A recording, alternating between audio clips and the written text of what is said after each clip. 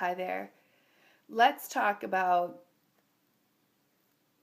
being a hot mess, those hot mess moments, and how you can still rock in those moments.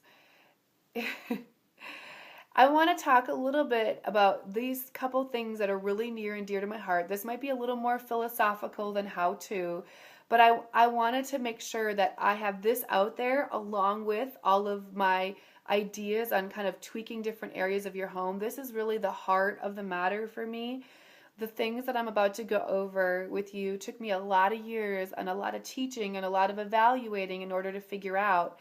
And I'm hoping I can take all of that, simplify it, water it down, make it super accessible for you, and also help you maybe feel a little inspired to tweak and change. That would be my goal. If you are consistently forgetting things like snack or late for soccer practice or not showing up at the right time, one of the things that might be happening in this process is that you might have a little bit of a systems issue. It might be for you that if you're, always looking for the guitar and 15 minutes late for guitar lessons because you can't find the guitar, or you're always grabbing the soccer shirt out of the dirty laundry because you didn't have a chance to wash it yet, or you're forgetting snack for preschool on a regular basis, it might be that there's a systems issue.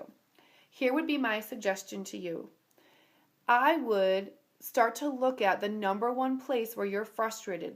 For an example, if nobody can ever find the guitar, let's give the guitar a home, make it really clear, communicate it to everyone, and that might help. If it's laundry for the soccer stuff, maybe you need to look at your laundry system.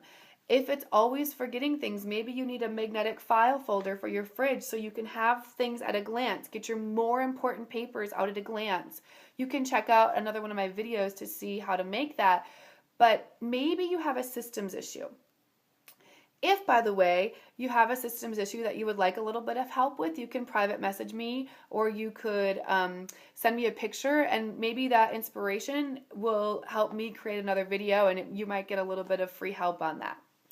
Number two, it might be not so much that you have a systems issue, or it might be more that you have too much. If you have too much stuff, or you have too much activity on your schedule, there's no amount of organization that's going to fix that. I'm sad to say. I think that's why there's so many organizational things on Pinterest, because I think we're all looking for this magic answer where we can still make every single person happy and keep all the balls up in the air and never let anything slip, but not say no. That place doesn't exist. I've tried to make that place exist. It doesn't. In order to live the life that you want to live and have space and not be disgruntled and frustrated with everyone, you will maybe consider that you'll have to say some no's. You can say no's in really beautiful ways, but if you have too much stuff, you need to edit. If you have too many activities, you may need to edit those. A few years ago, I was challenged by a really good friend and a mentor to take on a challenge of not adding on helping or fixing or adding new activities for 30 days. Do you know that first week of those 30 days, I was so stockpiled with obligations and kids and activities and friends that I had to start over. I failed the first week of that challenge. I had to give myself another 30 days. When you do that, you might consider that. If you're just having a crazy week, fine. But if you are chronically up till 3 o'clock in the morning making brownies for a bake sale, maybe something in your schedule needs to break a little bit. You may just want to sit down and evaluate the things that make you feel good. I tend to look for a couple different things for myself before I say yes. I tend to see if it aligns with my core values and the things that I hold really, really important.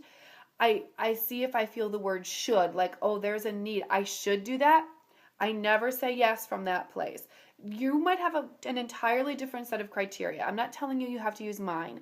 I'm just sharing how I came from being a say yeser, a people pleaser, doing everything for everybody, being the fixer, to somebody who is pretty comfortable saying no now. What is that cute little joke?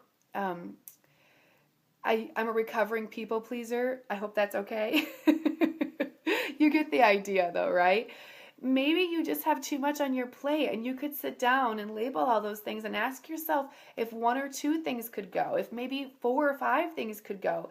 How can you graciously say, I can't do this right now?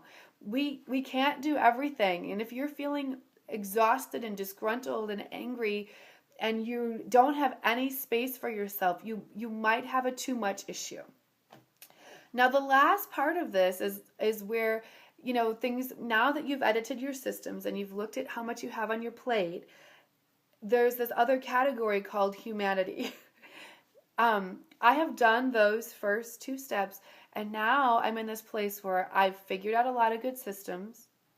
I have less on my plate because I've said no to a lot of things, and yes to the things, by the way, that I really, really love. And sometimes I'm just a human and I forget snack and I let it go. I give myself permission.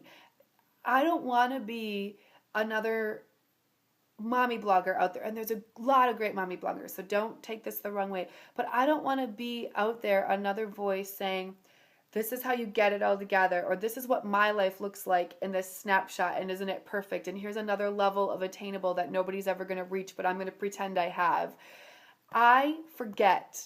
I have a messy house sometimes, I make mistakes sometimes, and I give myself a lot of room and permission to do that. I don't want you to, I can't tell you what I want. I don't want anybody to watch these videos and go, okay, if I do this and this and this, then I will look like this. Then everything will be perfect.